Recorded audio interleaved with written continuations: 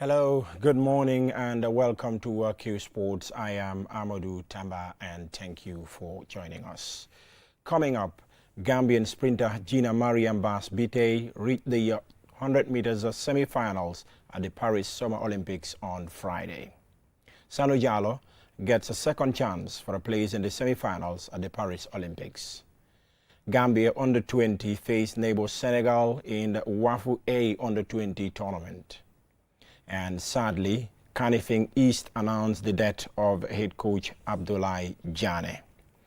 Stay tuned for the interview actions and reactions here on Q Sports.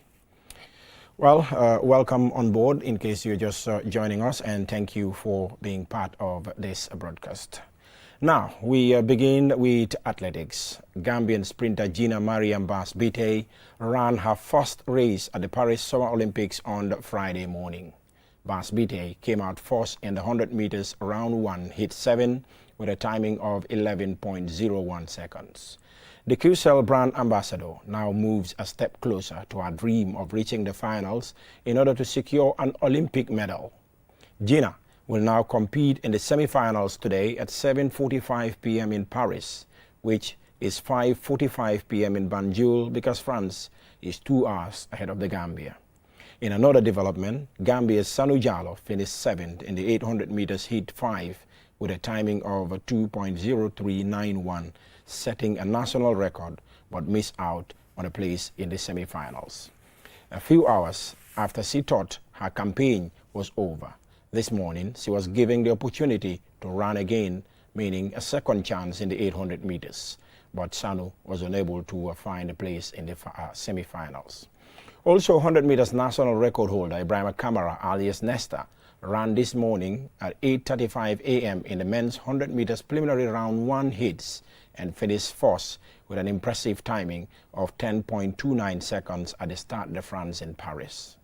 Kamara took part and of course went back to the tracks again earlier in the morning for a place in the semi-finals. But unfortunately for the Gambian sprinter, he finished 4th in the race with a timing of 10.21. I am now joined by Mr. Ade in the studios to look at this interesting happening in the Paris Olympics, notably a look at the Gambian athletes. A very good morning, Mr. Ade, and welcome on board. Thanks for inviting me. I'm always complaining that I don't get invited enough onto here.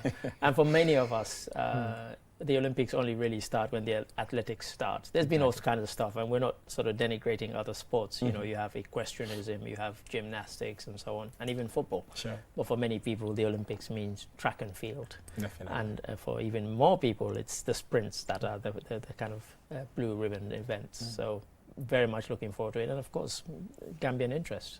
We're not just kind of observers or viewers. We have an interest in the races. Yeah. First, let's look at Gina Mariam Bass Bite. She has this dream of going to the Olympics and of course get a place in the finals. Yep. She took part in her first race, that is the heats, and came out on top with a very good timing. It was a good timing, and I think what was pleasing about it was that you could see that she was comfortable. She wasn't stretching herself to the limit. I mean, I heard some people saying, oh, others ran faster in other races. Yeah, they did. But if you look at her race again, she did just enough to win. And she knew that she was going to win. And in terms of 100 meters distance, the distance between her and the second place was quite considerable. And she seemed to be running well within herself, which is fantastic to see. So you would expect that come the harder rounds, you know, semi-final and hopefully the final, she'll really extend herself, and who knows, break all sorts of records. That's what we're hoping for. Talking about the timing, it's something that she manages very well. I could remember at the African Games where she took part and of course finished fourth in all the heats up to the finals. Right. She was very much particular about managing the time, because if she believed that if she ran so fast at the beginning, it will even help other athletes to catch up with her. You read my mind, and essentially that's what, you know, great runners, great sprinters, great athletes do. You manage the time, you manage the race. You take each race at face value and think, okay, who's in this race with me? You had people like Kabunji in the race with her, who people, you know, the BBC were concentrating on her, thinking she was going to win that race. And yet Gina did it, and as you rightly said, she managed it. She did enough to win. So it's about race management. It's not about running the fastest, because if you go around and set an African record in the first round, the Jamaicans, the Americans say, oh, okay, this is somebody we need to keep an eye on. But if you just do enough to qualify, they think there's a tendency that they'll underestimate you. And of course, then you run your best, and that's when you shock them. You don't shock them in the first round. Shock them in the semi-final or the final. Yeah. Now into the semi-finals. That is, of course, just a race before the finals. Gambians are very much excited and hopeful that Gina will definitely get us into the finals. The semi-final comes this evening at 5:45. You're right, and she's got a tough draw. Yeah, very tough one. You know, really, they could not have made it any harder. And so, you know, sometimes you hear footballers say, you know, in a kind of preliminary round, where we wanted a tough match because that shows us how good we are. Well, you know, Gina has now been placed in a race with some of the best and some of the favourites for the title, not just to get to the final. And so she's really going to have to, I told them upstairs, I said, set a national record to get to the final, because she said all along, you know, that her hope is to at least get to the final. And that's a good aspiration to have. Dina Asa-Smith will be in the semi-finals with Gina.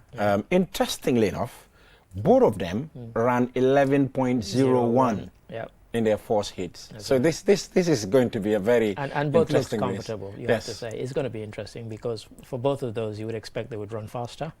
And so I think to win, you'd have to run under 11 seconds. You know, to get further than they have done so far.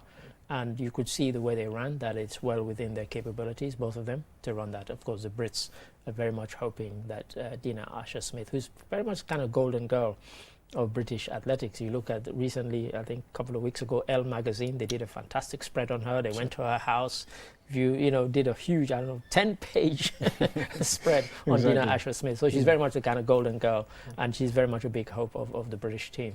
But as you say, at the same time, but both of them, again, looked fairly comfortable running those times. So both of them are going to have to run under 11 to get to the next to the next round. So, yeah, final. Interesting. All to play for, as they say. Exactly. Interesting. 5:45 p.m. in Banjul. That's when Gina will be on the tracks in her semi-finals. We wish her all the very best of luck.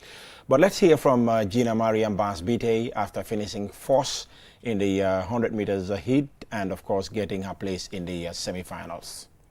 Being here competing for my country is really a great honor, and I'm really happy about my performance, and I'm working towards the semi-finals tomorrow, which is not an easy one, but I just trust God. God have His plans.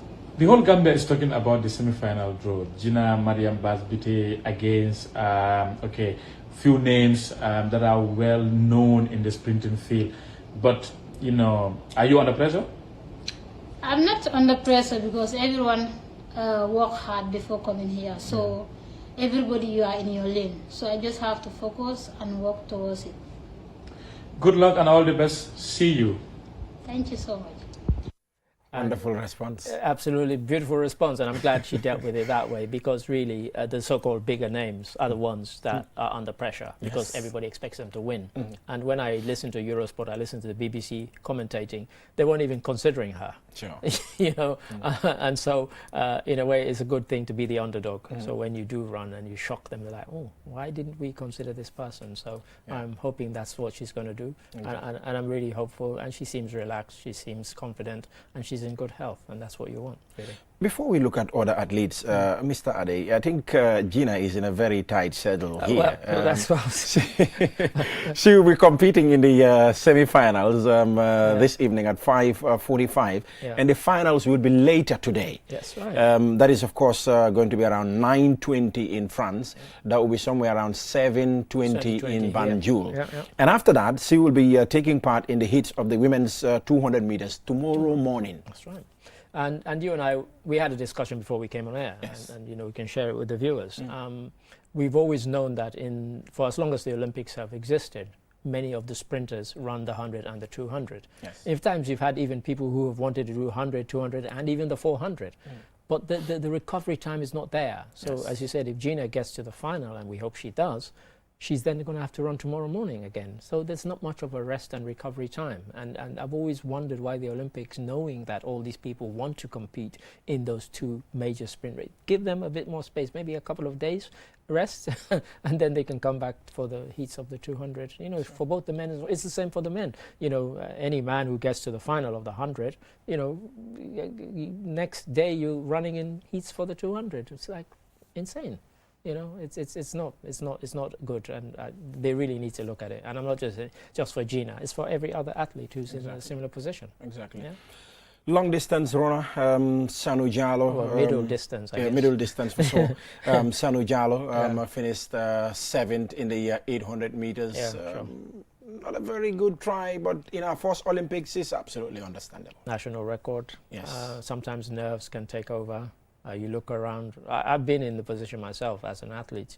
You go to these track meets and you see all the other runners that everybody's been talking about. You think, you know, I'm running again. And even when you're trying to be confident and you concentrate on your own race, it's not always easy, you know. And just as an aside, quickly, I saw in the race before Shelley Ann Fraser-Price, before she went out, they showed them in the changing room waiting to go out onto the tracks, and she was cracking jokes with all the other athletes. I've never seen anything like it. Normally, they're very stern-faced and everybody's in the zone. They're not even talking to anybody else. She was busy being the joker and everybody was laughing. It was really nice to see. But she's a legend of the track. You know, so she can be that relaxed, you know. But for the others, you know, as I said, somebody's son, first time in the Olympics, you're thinking, oh, God, you know, these are the people I'm going to be up against. And it can be intimidating, but nonetheless, creditable performance, I think, still. Yeah, an improvement because he was giving a second chance, so from 7 to 6. Well, this is it. Yeah. Yeah. So, you know, and you know, young enough to come again. Really, sure. You know, we got people running at 37. You know, Fraser-Price, she's 37, and she's in her 5th Olympics. So you know, it's doable. You know, people can. So yeah. 100 meters national record holder Ibrahima Kamara also ran in the morning today, 8:35 a.m. in the 100 meters preliminary.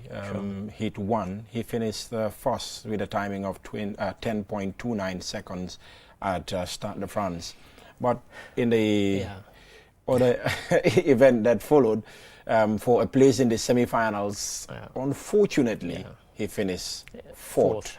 And he improved his time. Yes, 10.21. 10:21. But he needed to run much better than that. It seems, you know, a bit obvious to say that now. And we were all excited because of the recent times that he did coming into the Olympics. We thought, you know, well, here's an opportunity. And, you know, you blink and it's gone, you know. And I don't think he was kind of trying to save himself, or because he seemed to be running at full stretch. So it's unfortunate. It's a bit sad, really, that he couldn't at least, you know, go further than this. But again, improve your time in the Olympics. He'll come away thinking, I did my best. And, you know, he's got nothing to reproach himself about, say, you know, I let myself down. That shouldn't be there at all. On the day, it can happen. And just that extra zip in your legs is just not there to take you that extra stride forward to make it 10 seconds or 10.01 or something like that, which of course would have taken him through. But, you know, we are where we are. Yeah. Well, I will have to ask this question before we move on to the next topic. If Gina does get to the finals of the 100 meters and of course gets a medal for the Gambia, either it's gold, silver or bronze, back to Banjul, what message and what impact will it have on Gambian athletics? Huge. And I think, you know, I always say this to people, you know, my Sierra Leonean people always contacting me every time Gina wins. They're like, you know, where did she come from?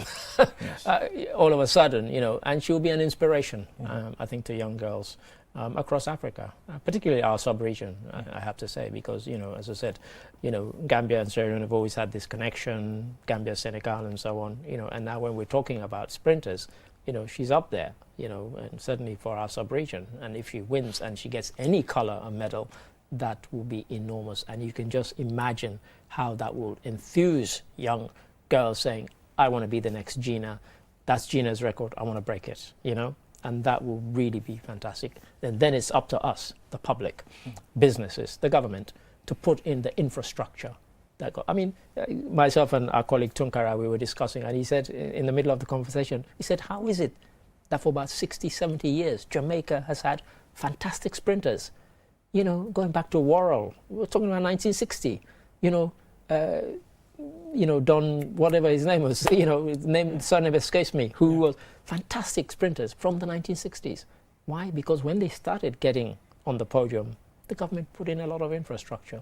You go to the national school sports, stadium is packed because they know they're going to see explosive stuff. That's where we need to be. And if Gina wins a medal, that should be used as the springboard to actually invest in, because look where it can take you.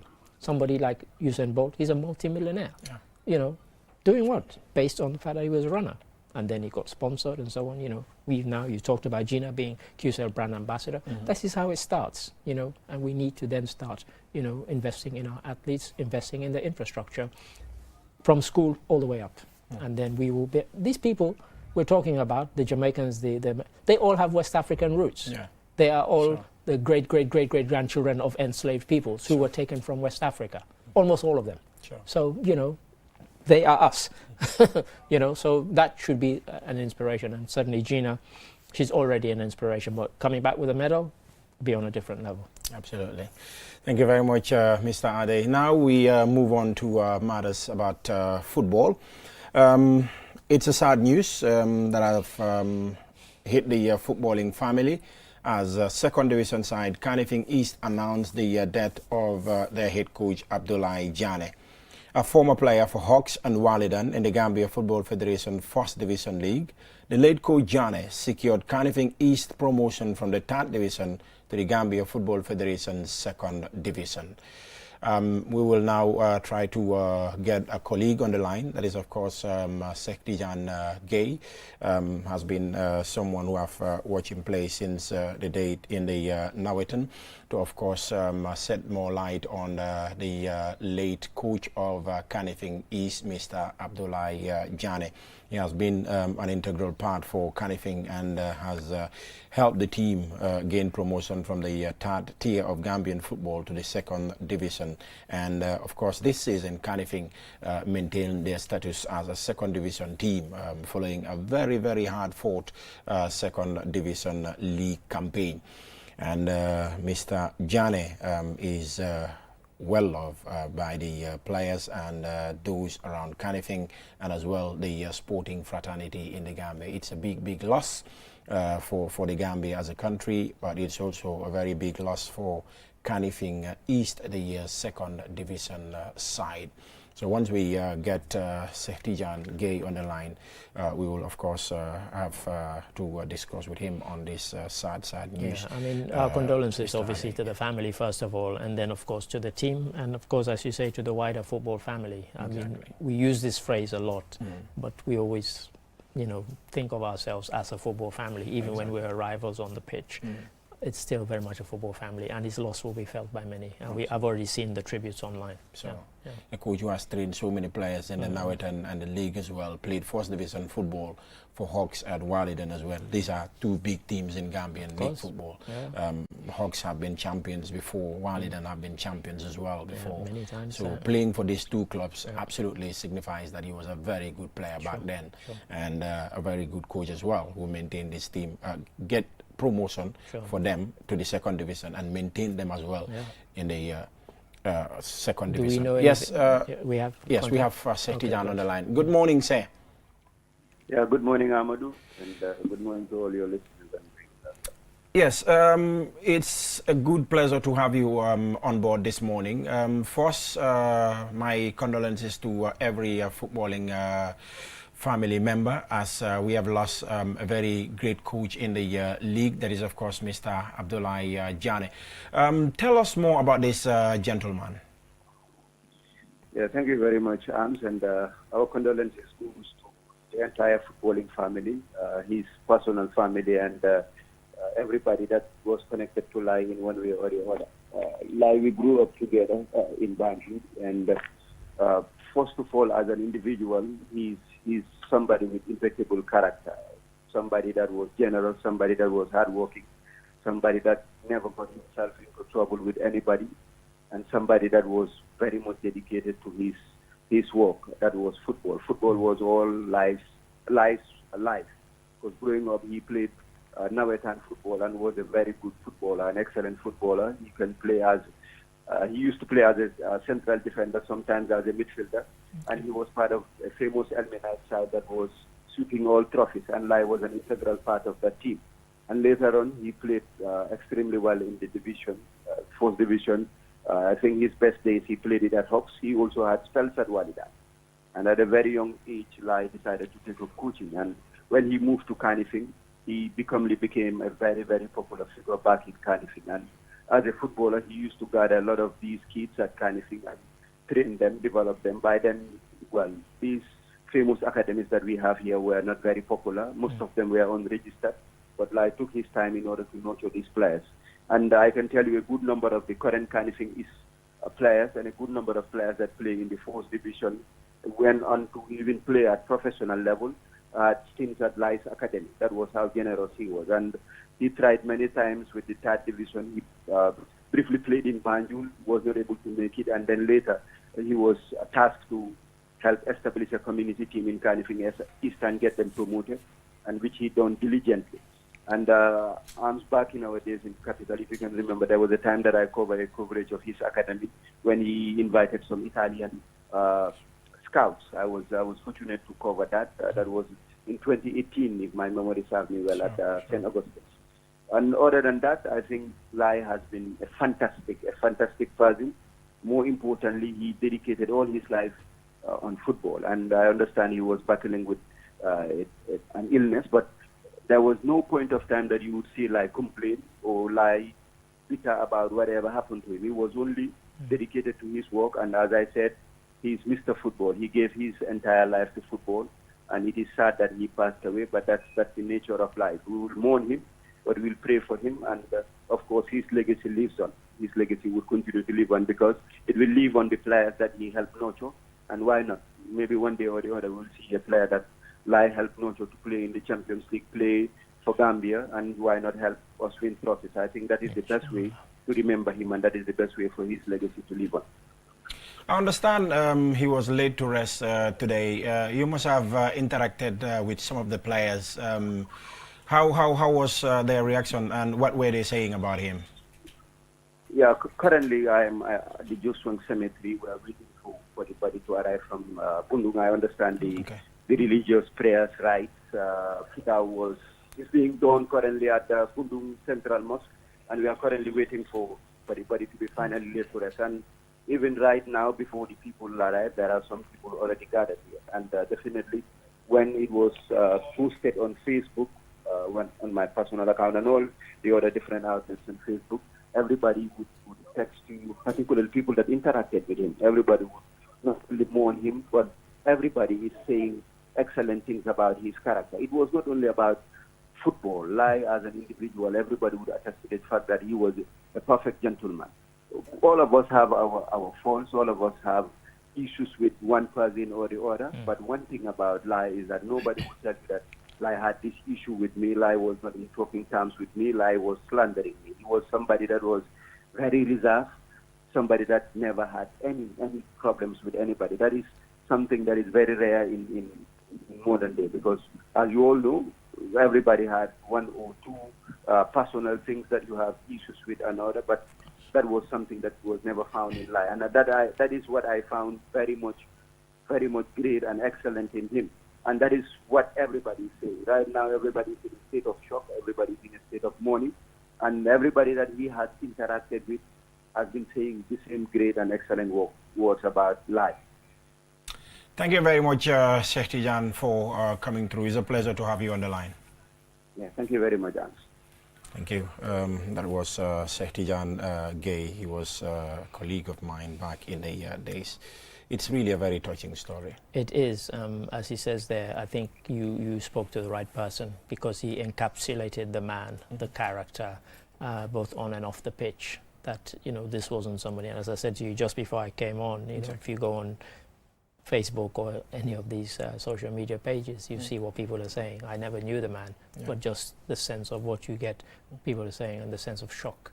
And so there's grieving there. But I think, you know, Sheikh Tijan Gay absolutely nailed it, you know, that this was somebody of immense character, both on and off the pitch. And that's what we want people.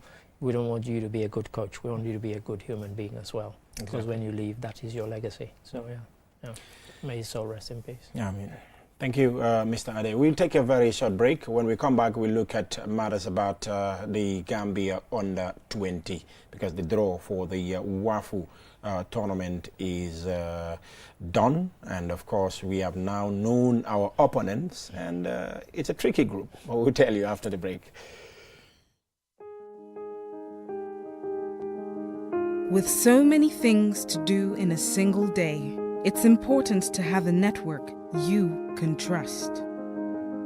When there's family and friends to connect with and business calls to make, you need a network that is reliable and fast.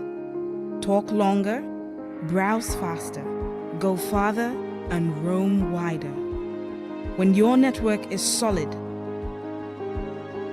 the world is your oyster. Qcell, your trusted network in the Gambia.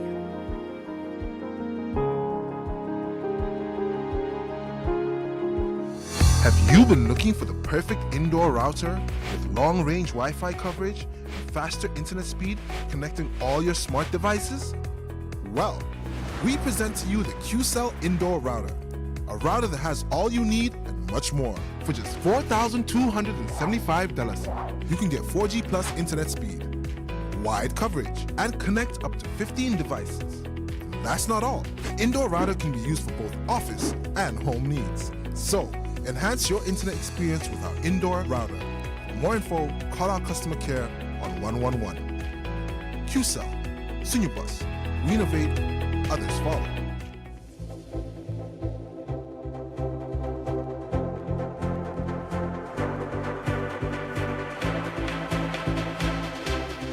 Welcome back to Q Sports on QTV on Saturday, the 3rd of August 2024. Now, we continue with football. The young Scorpions of the Gambia have been drawn in Group B of the WAFU A tournament in Liberia next month. Coach Abdoulaye Bojang and his team will face neighbors Senegal, Mali and Mauritania. This tournament will serve as a qualifier for the CAF African Under-20 Cup of Nations. Mr. Ali, what a group we are in. We can't escape Senegal, can we? No. Senegal, Mauritania, Mali. Football powerhouses in the sense of Senegal and Mali. Mauritania maybe less so, Sure. but nonetheless, you and I know that their football has developed quite a lot recently, helped very much by the stadium that they built using the FIFA forward money. And they've got an excellent stadium, and that's allowed them to kind of train there, and great infrastructure that they're building in Mauritania. I always look at it and think, you know, why don't we have something similar here? Exactly. Well, you're right. It's a tough group. Sure. There's no two ways about it. And, you know, it's very much a cliche these days, oh, you can't underestimate anybody. I don't think we'll go into a competition of this nature underestimating anybody. Well, having said that, again, you and I were discussing off camera that you look around, whether it's in Awetan or it's in the established leagues, GFF, lots of good young players. But how do you get them together as a squad and as a blend? Exactly. Like Bojang has proved himself. I think we can rely on him as somebody who will be good at knitting this group together. But definitely they've got their work cut out because they'll be facing some stiff opposition. We face Mauritania first. That is, of course, our fourth game in Liberia. And, of course, the tournament that will be hosted by Liberia will start on the 15th of September. Match day 1 will be 15 and 16. Match day 2 will be 18 and 19. And match day 3 will be 24th and 22nd. So Gambia takes on Mauritania, that is in the fourth game. And then we will face Senegal. We've played Senegal in the African Cup of Nations at the Under-20 final in Cairo, Egypt. Yeah. Of course, it's really going to be a very, very tough call for both sides. Always as is. Yeah. we all want to win. Gambia wants to win. Senegal wants to win. The Senegambia derby. Yeah, Yes, quite. absolutely. Before we get on to play Mali in the last group game. But as you said, putting together the right blend of players to get us this competition, to get to this competition, and of course get to the final, and trying to win it, or even getting to the final for a place in the Cup of Nations is absolutely very key. But you look at the players that we have right now, we have very, very good players in the league, and we still have players who are playing professional and still falls within the age bracket.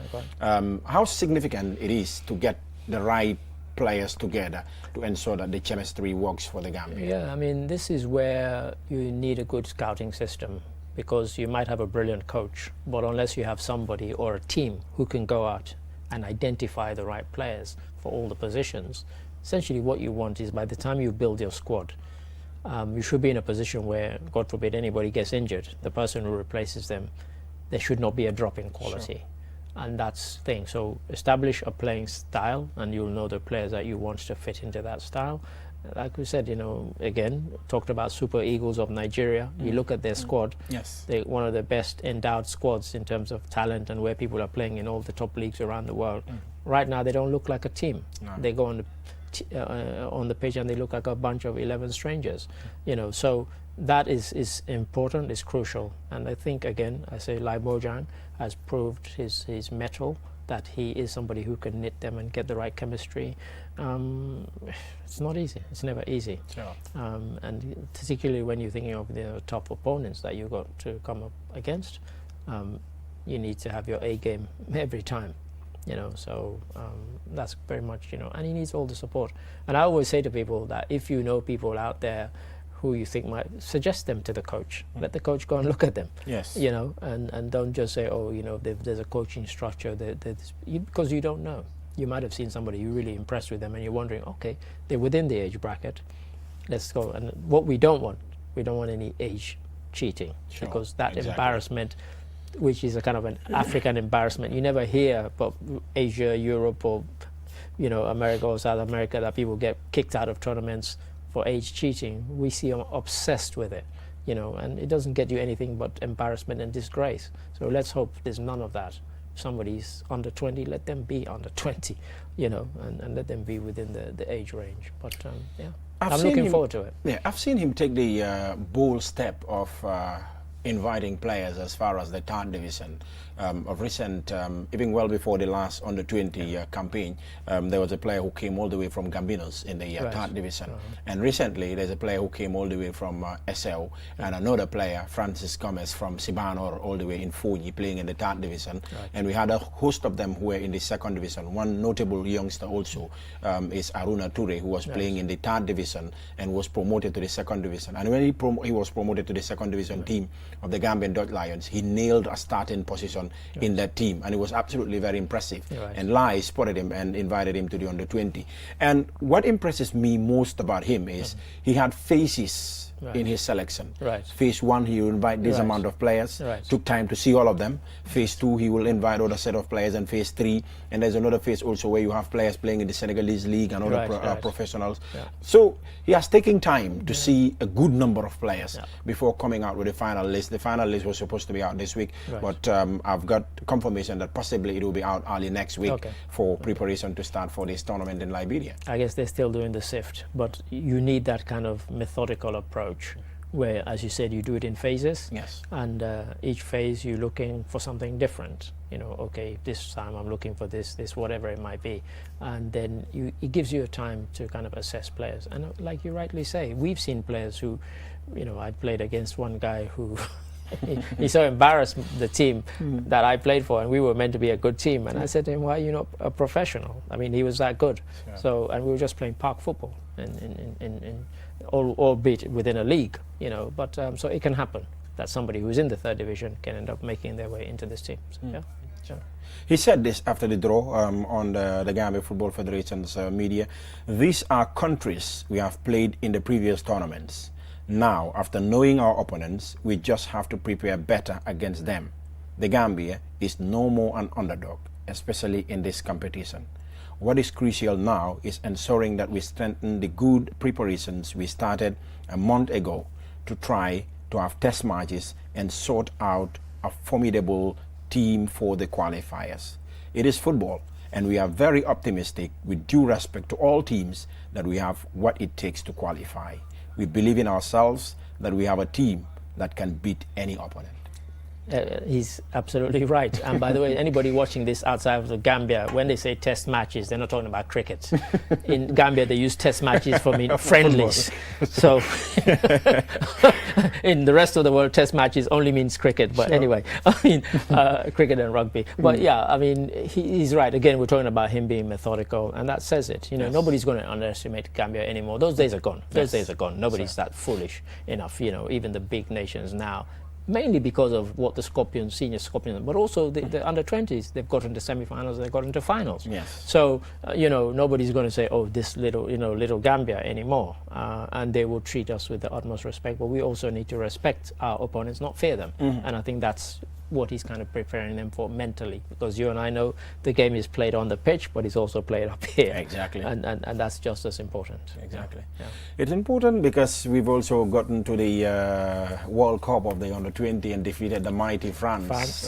So the team that we lost to, Uruguay, went all the way to the finals and of course won the trophy. So definitely every team that is facing the Gambia will be very much ready and extra be extra prepared. Sure. Let's look at the other group. Liberia as host will play Guinea-Bissau, Guinea, Conakry, and Sierra Leone. Again, neighbors. Yes. yeah. Again, I guess looking at that, I guess Guinea will probably be the favorites from that group. I know Liberia, being host nation, will have the crowd support and so on. They're longing for some success at football level, and they don't care which level it is, whether it's senior or under 20. They'll be rooting for them. And of course, what makes it beautiful is that for all these countries, people who just need to cross a border to get into, from Sierra Leone into Liberia, from Guinea into Liberia, you literally just walk across the border. So, they will have that support as well. And of course, you have people from these nations already living in Liberia. So I think there'll be fantastic support. And I'm looking forward to, quite vibrant sort of crowds, really.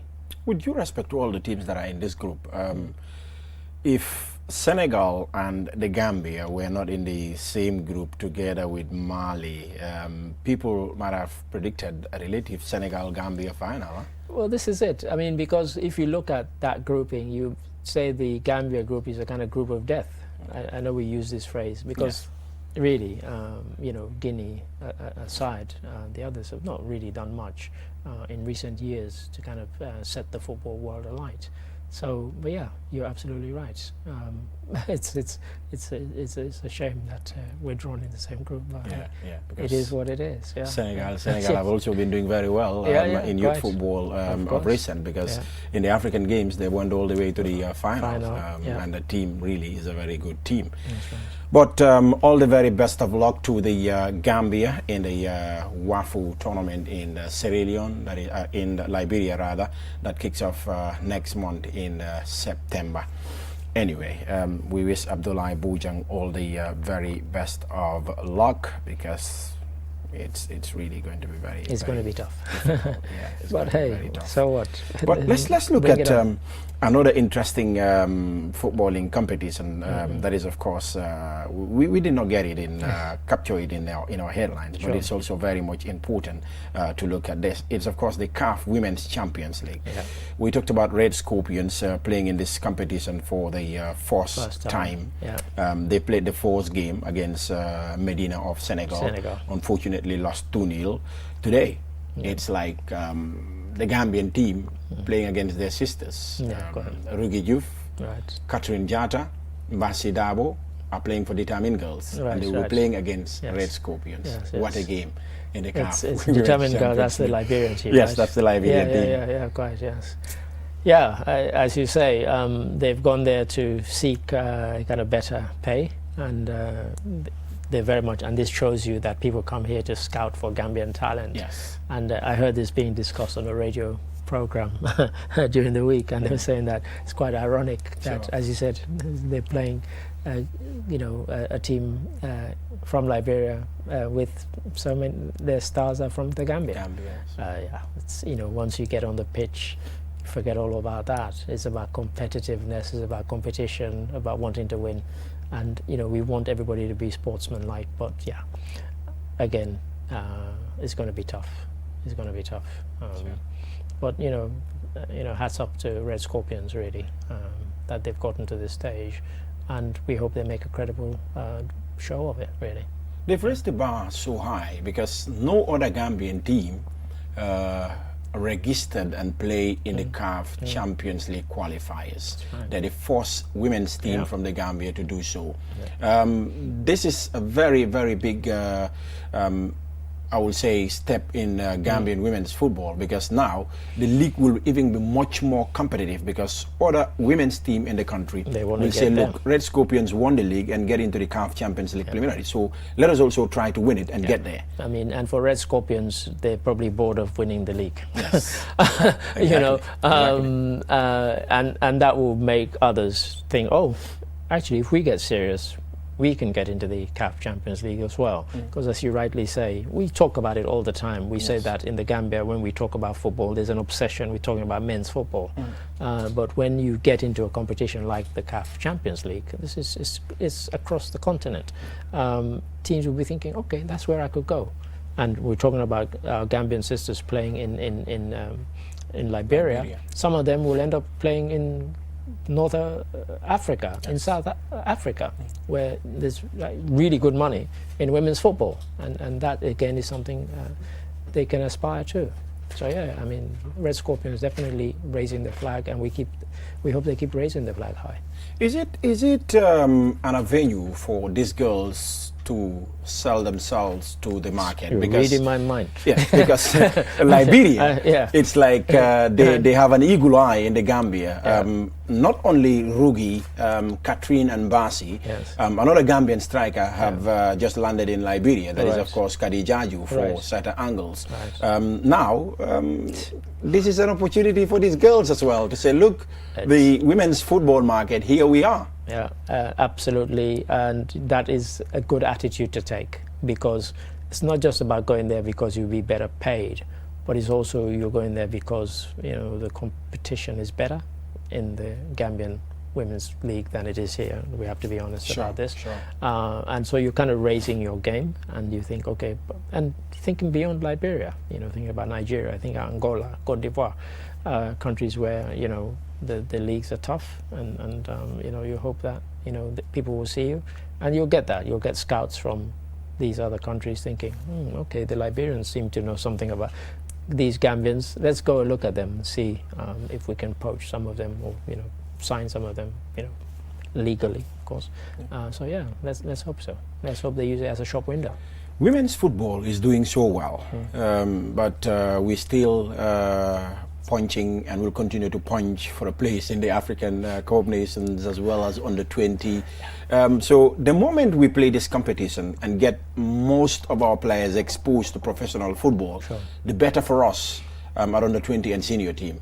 Without a doubt. And there has to be a kind of tram line that's a straight line that goes from schools football to the leagues, to the national teams at various age groups, to the senior national team. That there has to be a structure which funnels that and makes it that you can go from here in a straight line. But that, I think we're a long way from that, but that's what we need to aim for. Yeah, definitely. Absolutely. So since we played a major competition in Azerbaijan, we're still struggling to get to either under 20 or the senior, national team. Yeah. So and because some people they fall away, they despair because they don't see opportunities here. But I think these things like the CAF Women's League, Champions League, is something that they should use. As I use the phrase again, as a shop window. Sell yourself to say, look, come and buy me. This is how good I am. I should be playing. We look at all these African players who are now playing in all the big teams, Paris Saint-Germain, Barcelona, and so on. Many of them started in Africa. Definitely. So you never know where it can take you. All right, it's a big game for Red Scorpions, big game for Rugi Diouf, big game for Mbasi Dabo, and big game for Catherine Jata. This game is really a very funny time. It's an odd one, isn't it? Yeah. Because the Tamin girls are playing their first game because they rested in March, they won Right. because it's 5 teams. Yeah, that's right. Yes, Yeah, so they were not in action. They will be in action today. So it's really going to be difficult for both teams. But the tie is at 3 p.m. in Sierra Leone. That is, of course, that's right. in Yes. Bo City. Bo City, Yes. which has a better stadium at the moment than the Freetown one in terms of the pitch. Anyway. Yeah. Exactly. Yeah. Sure. It's where I went to school, by the way. Bo, okay. Bo City. Yeah. Yeah. It's a good area. It's really a very good area, and they have a very good stadium. That's Southern The Arena. Southern Arena, Bo yeah. Rangers, Yeah. Bo City Rangers. That's it's a like very good one. really good. Yeah. All right. We will quickly. Let's do a little bit of Olympics football. Could it be in fact, I thought you were going to go. I thought you were going to go there. Morocco. Could it be an all-African final? It could. Morocco looked really good for me anyway. Yes. And it'll be wonderful. I can't wait if we get for an an all-African final. final in the Olympics, will be fantastic because these kind of football powerhouses, the likes of Brazil and Argentina, they always put out a good team. Yes. And we're not even considering them really.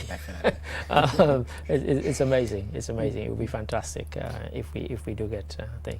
Just very quickly, if we go back to the Bo Rangers, they've actually got 2 friendlies against Watanga FC from Liberia. Yes. I think tomorrow and on Tuesday they're playing 2 friendlies pre-season games against them, so the Sierra Leone Liberia connection again. Yes, exactly. Yeah, but back to the Olympics. I mean, it's been a really exciting competition, and of course the big grudge match didn't involve an African team. It was Argentina against France. I mean, it spilled over into real nastiness after the final whistle went. And again, if anybody's not aware, it's because when Argentina won the Copa America, a video emerged of their players singing a racist, derogatory song. For me, what I thought was odd was it was about France and the French black players, or the French players of African origin. And you're thinking, what's Argentina winning Copa America got to do? Why were they singing that song? So there've been lots of kind of things. So they were booed in every single. Imagine then you go and play in the Olympics in France. So every time their national anthem has been played, it's been drowned out by boos. And it was the same again. And Mateta scored a fantastic header to give France the win in that one. And but yeah, we don't care about that. We care about the African teams. Absolutely. So, yeah.